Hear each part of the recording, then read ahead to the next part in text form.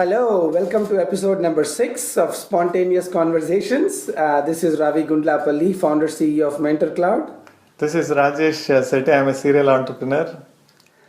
And the topic we just picked literally 5 seconds before is networking. Yeah, I'm excited about this topic because, Ravi, this is one of those topics that everybody knows that building good relationships is extremely important, but it's rarely taught in school. Exactly, you are taught to form groups to do projects, so where that relationship is very end goal driven. And after the project, so you are taught to form teams that are very specific task focused, but not taught to create good relationships with people that a network becomes your net worth, right, over time. Beautifully said. Your network is your net worth. Correct. Yeah, correct. Very nicely said.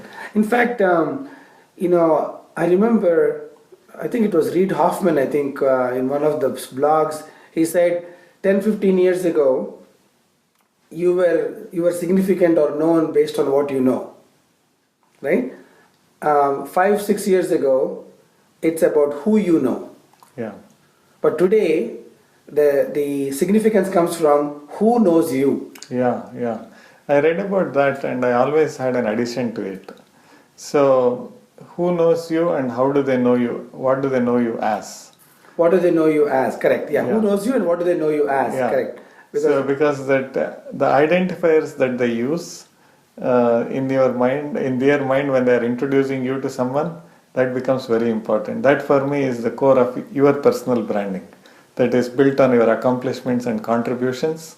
And somebody says, Ravi is an amazing mentor, is different from saying, Ravi is trying to be a mentor. So the shades of grey becomes... Yeah, and also somebody is saying that, Ravi is a nice guy. Yeah. Fine, if that's what you want to be known for, fine. But I think you make a very interesting point that you have to watch how others are talking about you. Yeah, especially when you're not there. When you're not there, of course, if that's possible. But it's very important. So I think coming back to the topic that we chose, I think building a network should be completely driven out of shared interests and shared passions and aligned thinking with people. Should not be a task or a specific goal driven. Because that becomes very opportunistic. Totally. And true networks are built because we genuinely like each other and we just want to kind of stay in touch. Correct. So I go back, as you know, I wrote a book called Lasting Relationships, and this was the topic. It's downloaded like thousands of times. And I'll share some of the things that I did some research and found out. In my little research, I found that the core of building a good relationship is caring.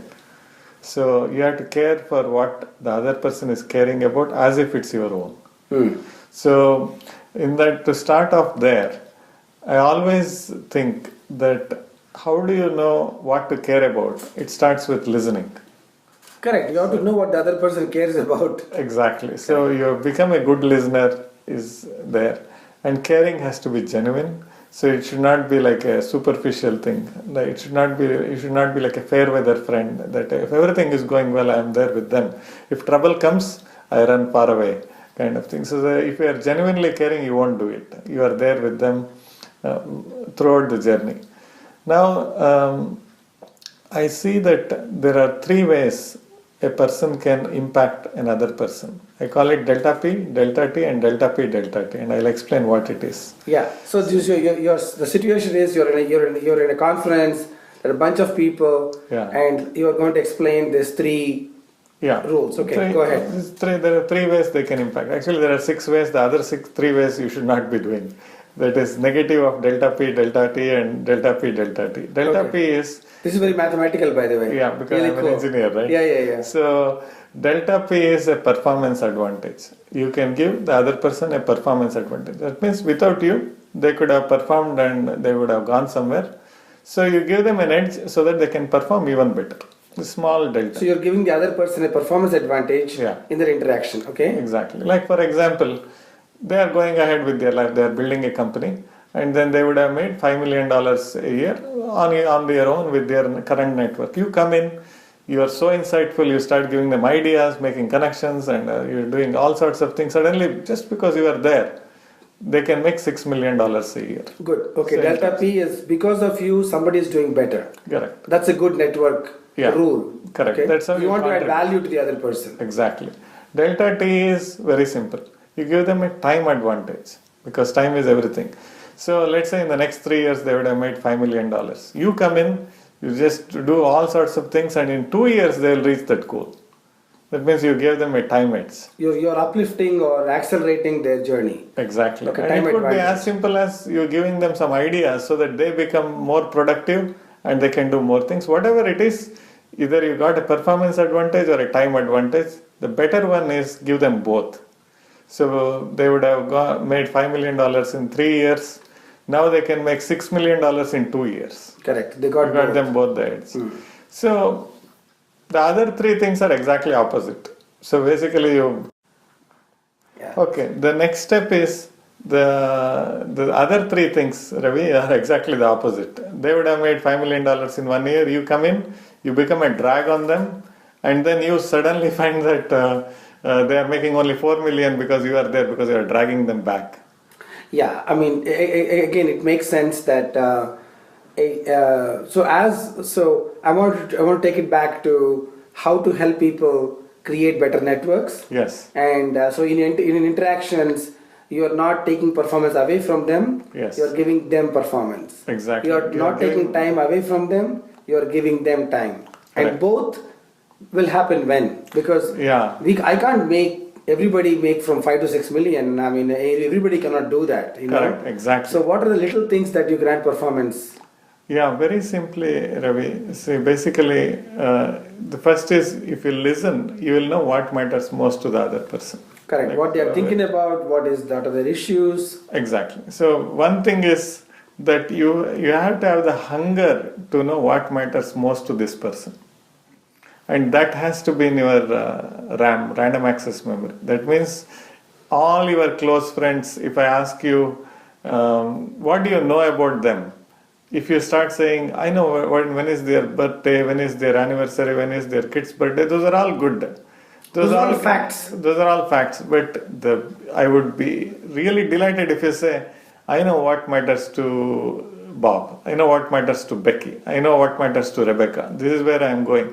Because if you have it in your memory all the time, so when you see an article, when you see another person who can give them an edge, you will start thinking, oh, this person wanted to write a book. Here is an agent that I met. I think they both should talk. So you are thinking, so in any interaction at a conference, for example, you have to be a good listener. Yes. And then you're first finding out what matters most to them. Yeah. And in that conversation, you want to really capture those. Yes. And maybe go home and say, hey, Rajesh, it was great meeting you. Oh, by the way, you mentioned that you're very interested in education charities. You should talk to this person. That's one way to do it. I think it's unlikely that the first time you meet the person and you start doing all these things, first thing that people will think, what's the agenda for Ravi here? Why is he doing all these things? So parallel, so you don't want to be overtly. Yeah, in parallel you have to build trust with them, that you care. Somehow you have to demonstrate that you care, and that can happen if you are genuinely caring for them. That will show up. Just like if you are genuinely listening, they will reveal what matters most to them. If you are genuinely caring, they will know in your talk that this person cares for me. Because without that, if you don't take the first step and you start taking step 2, step 3, they will become suspicious, because it's not common for people to help, just to start helping people. So they have to trust, they should know that there is no other agenda. This person wants to be helpful. Correct. And it's very counterintuitive of building a network, right? Because people think, if you go to the very basic, right? People think, oh, networking, you go introduce yourself, you have a 2-minute elevator pitch, you have your business card, have a firm handshake. But those are all very mechanics of the networking, right? So what is interesting that is coming out between the conversation here is the not the mechanics part of it, but more the foundation elements of networking is that you want the other person to feel good. First of all, the conversation has to be mutual. Correct. You can't just go to somebody, talk a whole lot, and then leave, and the other guy is like, what this guy say? Yeah. So you want to make it mutual. That means you have to be listening, active listening, and I heard you say in that active listening, capture what matters most to them, and then genuinely make sure that if you do something in that space that they are interested to receive. You said it exactly right, Ravi, because sometimes people are very careful about their space. That this is my space, and who they let into that space depends on how much trust they have in the person that they are letting into the space. You have to get permission to enter their private space. Yeah, I know. I heard this word called the privacy bubble. Yeah. People are saying you have entered the privacy bubble. Correct. So basically, what matters most to them is very close to their heart, and they would want to know that you care enough and you are a good person and you have no other agenda but to help, and then they will let you into that private space. They let you even help you. Correct. Help them, right? Correct. Because they don't want to take help from a random person. Exactly. Correct. I think so.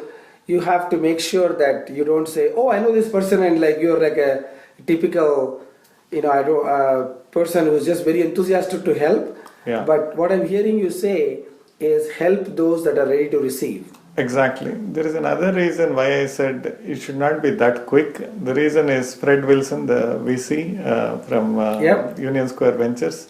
He wrote a phenomenal blog post called Double Opt-in Method. Double opt-in method. Double opt-in. Oh, wow. Okay. Double opt-in method is, suppose I want to introduce you to someone, let's say Roger. I have to first say, do you want an introduction to Roger?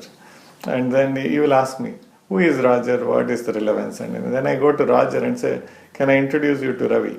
Then he will ask you, he will ask me, like, who is Ravi? What is the relevance and everything? If you both opt in, then the introduction is more fruitful because you both agreed to be introduced.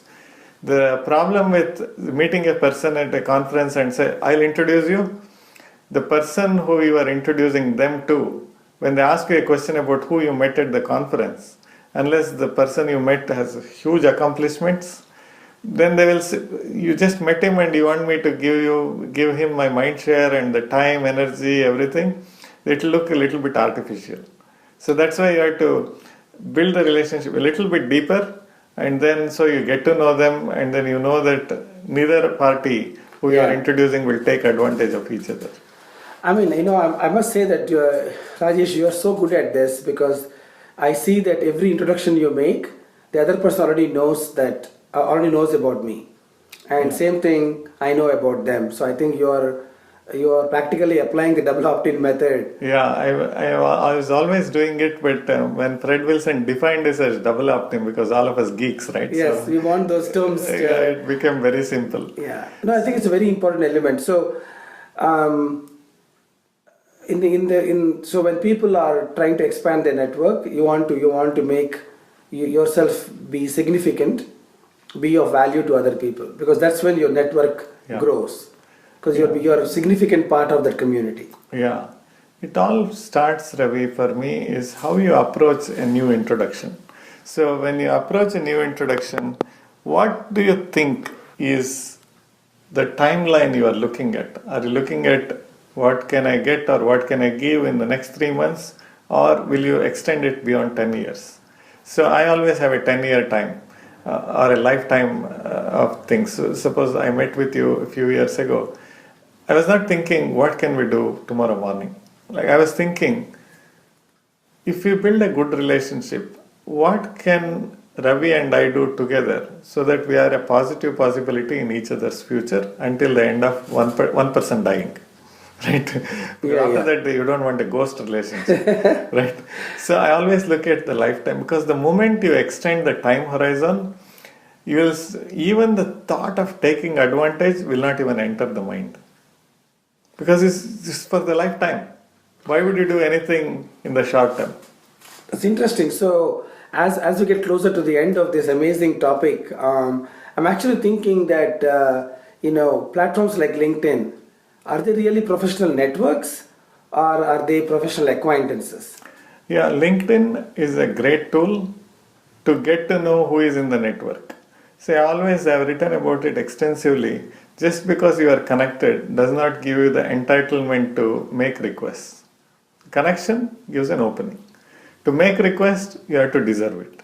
So LinkedIn is a great, I know them and Ravi knows this person, but I have to deserve an introduction for me to make a request to you and say, Ravi, can you connect me to this person? So the tools are tools. How you use it, the way LinkedIn is set up to use, I don't think nobody really uses this. It's like if you are connected to, everybody is connected to everybody in the world. If you want an introduction to Barack Obama, President Obama, so you can talk to someone and he will talk to someone, he will talk to someone. Finally, President will meet with you. That is like too much, it's theoretical for me. In real life, what works, the tools like this will accelerate it. Correct. The fact that there is a connection, but I think people should not misinterpret that I have 1,000 connections on LinkedIn, so I have a big network, because the net worth may be zero. If nobody is willing to give, nobody is willing to make an introduction because you haven't done your homework of being significant, that when you make a request or somebody is responding right away. So I think one of the fundamental elements is not how many people you know, but how many people know you as someone very significant, as someone that is trustworthy, and someone that they can call on, as someone that they will respond to if you ever make a request. Yeah. The speed with which your requests are answered is where the power lies. Because the only way you can do it is you have to make sure that you do only the right requests. Because my friend, I won't name him here, he always tells that he has a 99% hit rate of all his requests being answered. And he says that's because he makes only very few requests. And he will think 50 times before making that request, because he wants to make sure that the other person feels that this was a right request and it has the right timing and it is of value to that other person. But very few people think like that. If they have a number and a name, they will say, I'll just call him because he's my friend. Not knowing that the friend has 50,000 other requests coming his or her way. And this is one of the many requests that they are fielding. Yeah, so again, just because you are connected to somebody on LinkedIn doesn't automatically increase the net worth of your network. Yes. So I think in closing, when you are building a network, think about what is it that you bring to the table and make sure that you are kind of deserving and you are able to help other people, and that's when people start inviting you to their higher and higher networks. Very good. In closing, all I can say is we can go back to the old adage, what you sow is what you reap.